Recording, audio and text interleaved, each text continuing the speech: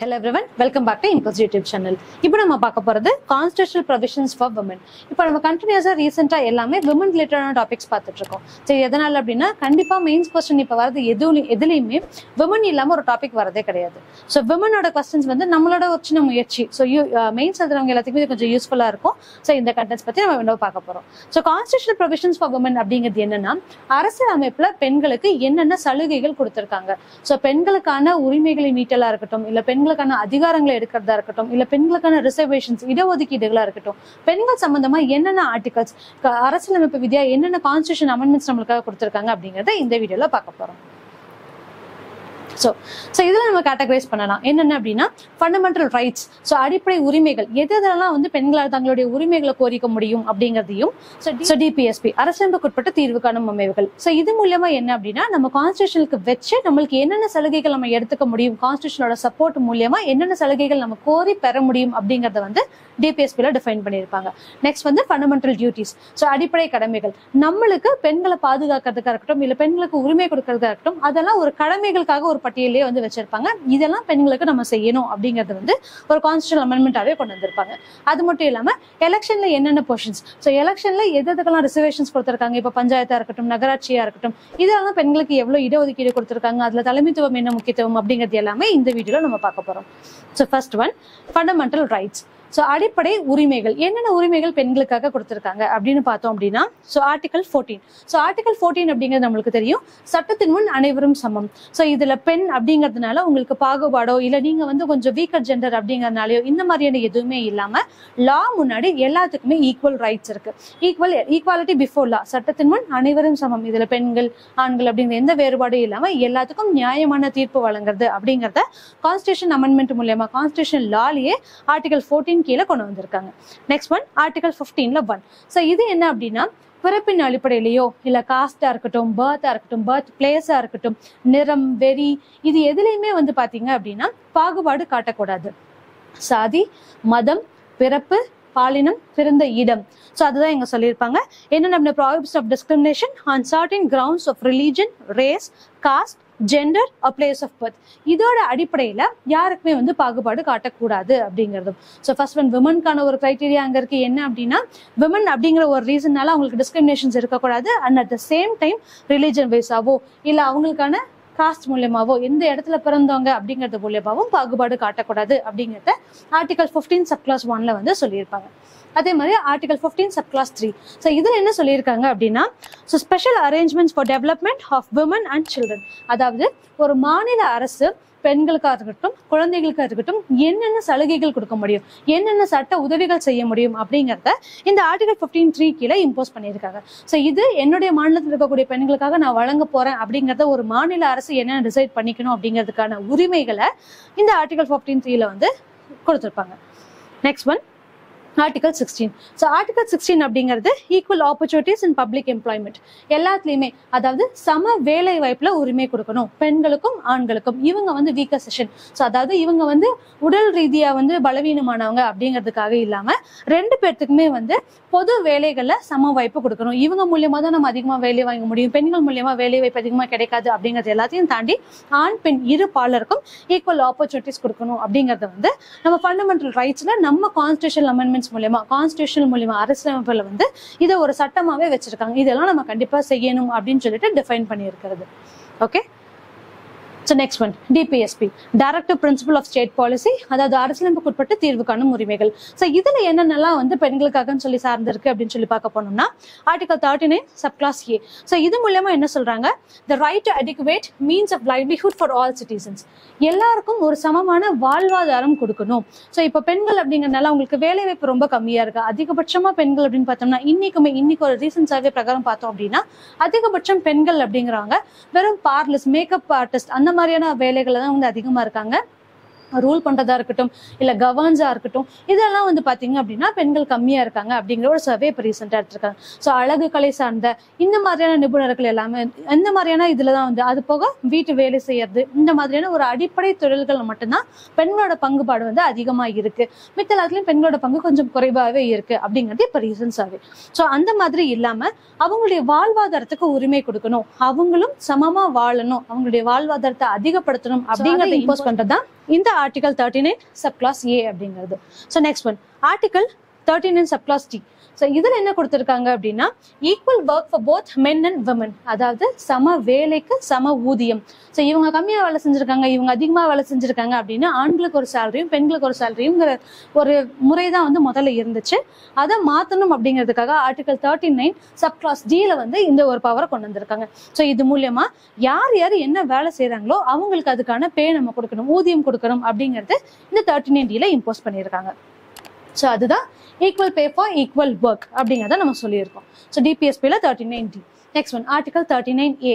இந்த ஏக்கும் இந்த ஏக்கும் என்ன டிஃபரன்ஸ் அப்படின்னு பாத்தீங்கன்னா கேபிட்டல் ஏ என்ன மென்ஷன் பண்றாங்க, சப்கிளாஸ் ஏ என்ன மென்ஷன் பண்றாங்கிறதா. ஸோ கேபிட்டல் ஏ அப்படிங்கிறது ஃப்ரீ லீகல் எய்ட்ஸ், இலவச சட்ட உதவி வழங்கணும் அப்படிங்கறத வந்து டிபிஎஸ்பியில ஒரு ரூலாவே கொண்டு வந்திருக்காங்க. ஃபார் எக்ஸாம்பிள், நாளைக்கு எனக்கு ஒரு பிரச்சனை வருது, ஏதாவது ஒரு இடத்துல போய் எனக்கு ஏதாவது சம் ப்ராப்ளம் வருது அப்படின்னு வச்சுக்கோங்களேன். ஸோ எனக்கு சட்ட ரீதியா எதுவுமே தெரியாது, எனக்கு நீதி வேணும், ஆனா நான் என்ன பண்ணணும் என்ன செய்யணுங்கிறது எனக்கு தெரியாது. அப்படிங்கிற பட்சத்துல நான் எந்த சட்ட வல்லுநர்களையும் சார்ந்து என்னோட இது ப்ராப்ளம், இதுக்கு நான் என்ன சொல்யூஷன் எடுக்கணும் அப்படிங்கறத இலவசமாவே பெற முடியும். அதை சொல்றதுதான் வந்து ஆர்டிகல் 39 ஏ அப்படிங்கிறது. ஸோ எந்த பெண்களுக்கும் இலவசமா சட்ட உதவி வழங்குதல் அப்படிங்கறத மீன் பண்றதுதான் இந்த 39 ஏ. To promote equal justice and to provide free legal aid to poor. So ஒரு ஏழை பெண்ணா இருக்காங்க, அவங்களால பைசா பே பண்ணி அவங்களுக்கான நீதியை வந்து அவங்க வழங்க முடியாது, கேட்க முடியாது. அப்படிப்பட்ட பெண்களுக்காக மக்களுக்காக வந்து பாத்தீங்க அப்படின்னா ஈக்குவல் ஜஸ்டிஸ் அது ஃப்ரீ லீகல் எய்டு கொடுக்கணும் அப்படிங்கறத வந்து இம்போஸ் பண்றதா இந்த ஆர்டிகல் 39 ஏ. ஓகேவா?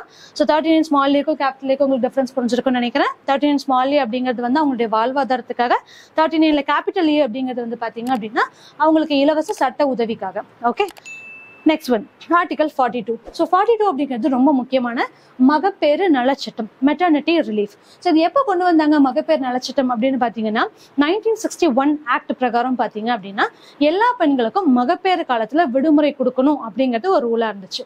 ஸோ ஒரு சட்டமாவே கொண்டு வந்தாங்க. அதுக்கு முன்னாடி என்னவா இருந்துச்சு அப்படின்னா மகப்பேறு காலத்துல ஒருவேளை இப்ப பெண்கள் வந்து லீவ் எடுக்கிறாங்க, அவங்களால முடியல அப்படின்னா அவங்க அந்த வேலையில இருந்து தூக்கிடுவாங்க. ஸோ அவங்களுக்கு அதுக்கு மேல அந்த வேலையில அவங்களுக்கு பதவி கிடையாது. ஸோ அப்படி ஒரு பிரச்சனை இருந்துச்சு. ஆனா இந்த மெட்டர்னிட்டி லீவ் இருக்குல்ல, இந்த பீரியட்ல அவங்களுக்கு எந்த விதமான பேவும் கொடுக்க மாட்டாங்க.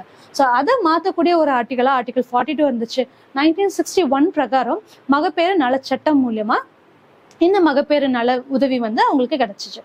ஸோ இப்போ ரீசெண்டா பார்த்தோம் அப்படின்னா பெண்களுக்கு 26 வீக்ஸ் அப்படிங்கிறது வந்து ஒரு சாலிடான ஒரு லீவ் கொடுக்கணும் அப்படின்னு சொல்லியிருந்தாங்க. இது வந்து சரகேசி மதரா இருக்கட்டும், சரகேட் மதரா இருக்கட்டும், இல்ல வந்து பர்த் கொடுக்குற மதரா இருக்கட்டும், இவங்க யாரா இருந்தாலும் அவங்களுக்கு 26 வீக்ஸ் அப்படிங்கிறது கம்பல்சரி பெய்டு லீவ், சேலரியோட ஊதியத்தோட அவங்களுக்கு கொடுக்கக்கூடிய விடுமுறை. ஸோ அதை ஃபர்ஸ்ட் இம்போஸ் பண்றது எதுல அப்படின்னா ஆர்டிகல் 42. ஸோ இதுல அவங்களுக்கான மகப்பேறு உரிமைகள் வந்து அவங்க பெற முடியும். Next one article 46. So article 46 அப்படிங்கிறது என்னன்னா எக்கனாமிக்லி கிரைசிஸ்ல பார்த்தோம் அப்படின்னா ஸோ வீக்கர் செக்ஷனா இருக்கட்டும், SC STஸா இருக்கட்டும், விமனா இருக்கட்டும், இவங்க எல்லாத்துக்கும் ப்ராப்பர் எஜுகேஷன் கொடுக்கணும் அப்படிங்கிறது இம்போஸ் பண்றதா இந்த ஆர்டிகல் 46. ஸோ ஆர்டிகல் 46 மூலமா நம்ம உதவி செய்ய முடியாத ஏழைகளுக்கு வந்து உதவி வழங்குறது அப்படிங்கிற மாதிரி ஸோ இவங்களுக்கான education and economic interest for weaker sessions. So இவங்களுக்கு வந்து கல்வி வழங்குறது தான் அப்படிங்கிறத மென்ஷன் பண்ணியிருக்கிறது இந்த article 46. Next one article 47. So article 47 என்ன சொல்றாங்க அப்படின்னா ஊட்டச்சத்தை வழிபடுத்துறது, ஊட்டச்சத்துக்களை வந்து ஊக்குவிக்கிறது அப்படிங்கிறத சொல்லியிருக்காங்க. ஸோ இந்த ஊட்டச்சத்துக்கள் ஊக்குவிப்பு அப்படிங்கிறது டு இம்ப்ரூவ் நியூட்ரிஷனல் ஹெல்த். அவங்களுக்கான முறை இப்போ பிரெக்னன்சி பீரியட்ல பாத்தீங்க அப்படின்னா அவங்களுக்கு வந்து அயன் அதிகமா தேவைப்படும், பிளட் லாஸ் அதிகமா இருக்கும். ஸோ அவங்களுக்கு ரொம்ப டயர்டா இருப்பாங்க, அவங்களோட உடம்பு எதுவுமே செய்ய முடியாது. அந்த மாதிரி கட்டத்துல அவங்களுக்குன்னு சொல்லி இப்போ ஊட்டச்சத்து பெட்டகம் நம்ம தரோம்ல. ஸோ தமிழ்நாடு கவர்மெண்ட் பாத்தீங்க அப்படின்னா மகப்பேறு நலச்சட்டம் அப்படின்னு சொல்லிட்டு ஒரு 6 ஸ்கீம் கொடுத்துருப்பாங்க. முத்துலட்சுமி அம்மையார், ஈவே ரமணி அம்மையார், அந்த மாதிரி சொல்லிட்டு ஒவ்வொருத்தங்களுக்கும் நிறைய ஒரு மகப்பேறு நலச்சட்ட ஸ்கீம்ஸ் இருக்கும். அதுவும் நம்மளோட இம்பல்ஸ் சேனல்ல நம்ம போட்டிருக்கோம், பார்க்காதவங்க போய் பாருங்க. ஸோ அந்த மாதிரி ஊட்டச்சத்துகள் வழங்குறதுக்கு அதுக்கு இம்போஸ் பண்ணக்கூடிய ஒரு ஆர்டிகல் என்ன அப்படின்னு பாத்தீங்கன்னா ஆர்டிகல் 47. ஸோ பெண்களுடைய ஊட்டச்சத்தை மேம்படுத்தணும் அப்படிங்கிறதுக்காக கொண்டு வரப்பட்டது. And next fundamental duties. So அடிப்படை கடமைகள்ல பெண்களுக்கு என்ன உரிமை கொடுத்திருக்காங்க அப்படின்னா ஆர்டிகல் 51 AE சப்கிளாஸ் ஏல இ. ஸோ இது என்ன சொல்ல வராங்க அப்படின்னா இதுக்கு முன்னாடி ஒரு சகோதரத்துவத்தை மெயின்டைன் பண்ணணும் அப்படின்னு சொல்லியிருப்பாங்க. அது மட்டும் இல்லாம பெண்களுடைய கண்ணியத்தை காப்பாற்றணும். எந்த ஒரு பெண்ணா இருந்தாலும் அவங்கள டீஸ் பண்ணாம, அவங்கள இன்சல்ட் பண்ணாம, அவங்கள வந்து தரக்குறைவா பேசாம, இந்த எதுவுமே பண்ணாம அவங்கள வந்து நல்ல வழிகள்ல அவங்கள பாதுகாக்கணும் அப்படிங்கிறதுக்காக ஆர்டிகல் 51A சொல்லியிருக்காங்க. இது ஒவ்வொரு குடிமகனுடைய அடிப்படை கடமை அப்படிங்கிறது நம்ம இதுல தெரிவிச்சுக்கிறோம். ஸோ இப்போ ரீசெண்டாவே நம்மளுக்கே தெரியும், பொலிட்டிக்கல் பார்ட்டிஸ் யூஸ்வலாக உங்களுக்கு ஏதாவது ப்ராப்ளம் வருது அப்படின்னா ஒருத்தங்க இன்னொருத்தங்களை குற்றம் சொல்லிட்டே இருப்பாங்க. அது இப்போ ஒரு பெரிய இஷ்யூஸா போயிட்டு இருக்கு.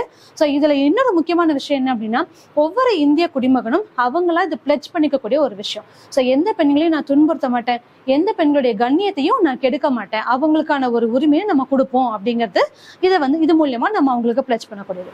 ஸோ ஆர்டிகல் 51A என்ன சொல்லியிருக்காங்க அப்படின்னா, to renounce practices derogatory to the dignity of women, ஒரு விமனுடைய கண்ணியத்தை காப்பாற்றணும் அப்படிங்கறது இதுல சொல்லியிருக்காங்க. Next one, elections. ஸோ தேர்தலில் என்னென்ன வழிகள் நம்மளுக்கு செஞ்சிருக்காங்க அப்படிங்கிறத நம்ம பார்க்கணும். ஸோ விமனுக்கு என்னென்ன உரிமைகள் மூலியமா இல்லை என்னென்ன லாஸ் மூலியமா நம்ம தேர்தல் விதிகளை ஒரு சுதந்திரம் கொடுத்துருக்காங்க, உரிமைகள் கொடுத்துருக்காங்க அப்படின்னா, ஃபர்ஸ்ட் ஒன் ஆர்டிகல் 243D3.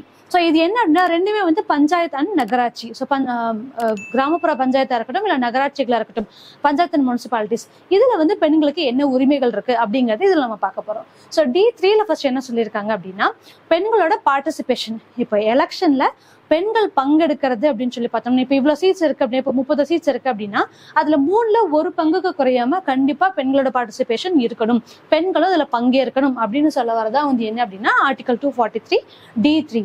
இதுவே ஆர்டிகல் 243D4 அப்படிங்கிறது என்னன்னா, இதுவும் பஞ்சாயத்துல தான்.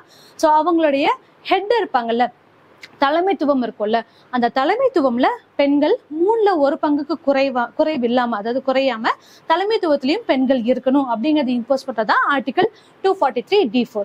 இது ரெண்டுமே எந்த ஆக்ட் மூலியமா கொண்டு வந்தாங்க அப்படின்னா, 73rd அமெண்ட்மெண்ட் ஆக்ட் 1992. இது மூலமா பெண்களுக்கு ஒரு இடஒதுக்கீடு ரிசர்வேஷன் அப்படிங்கறத கொண்டு வந்தாங்க. அந்த ரிசர்வேஷன்லயும் எப்படின்னா 3ல 1 பங்கு 1/3. ஸோ D3 அப்படிங்கிறது 1/3 ரிசர்வேஷன் இன் பஞ்சாயத். அதே மாதிரி ஆர்டிகல் 243D4 அப்படிங்கிறது என்ன அப்படின்னா 1/3 reservation for chairpersons in panchayat. So இதை மீன் பண்ணியிருக்கிறதா வந்து பாத்தீங்க அப்படின்னா ஆர்டிகல் 243. அகைன் ஆர்டிகல் 243T3ல என்ன கொடுத்துருக்காங்க அப்படின்னா, நம்ம சொல்லிட்டோம் ஆல்ரெடி, இது வந்து பஞ்சாயத்து, இது முனிசிபாலிட்டின்னு சொல்லிட்டோமா. ஸோ முனிசிபாலிட்டிஸ்ல சேம் கிரைட்டீரியா, பெண்களுக்கு 3ல 1 பங்கு இடஒதுக்கீடு கொடுக்கணும் அப்படின்னு, அவங்களுடைய பங்கெடுப்புலயே பார்ட்டிசிபேஷன்லயே 3ல 1 பங்கு இடஒதுக்கீடு கொடுக்கணும் அப்படிங்கிறது T3லயும். ஆர்டிகல் T4 அப்படிங்கறதுல என்ன கொடுத்திருக்காங்க அப்படின்னா, சேர்பர்சன்ஸ்ல தலைமைத்துவத்துல 3ல 1 பங்கு ரிசர்வேஷன் கொடுக்கணும் அப்படிங்கறத மீன் பண்ணியிருக்காங்க. ஸோ இது வந்து இதை நம்ம ரெண்டா ஸ்ப்ரெட் பண்ணியிருக்கோம். இது வந்து ஃபர்ஸ்ட் வெறும் கான்ஸ்டிடியூஷனல் ப்ரொவிஷன்ஸ் மட்டும்தான். இதுக்கு அடுத்தது legal provisions and special laws அப்படிங்கிறது இருக்கு. ஸோ அந்த லீகல் ப்ரொவிஷனும் ஸ்பெஷல் லாஸையும் நம்ம இன்னொரு வீடியோல பார்ப்போம். ஸோ இந்த மாதிரியான மோர் இன்ஃபர்மேட்டிவ் கண்டென்ட்ஸ் வேணும் அப்படின்னா இம்பல்சர் சேனல் சப்ஸ்கிரைப் பண்ணுங்க. தேங்க்யூ.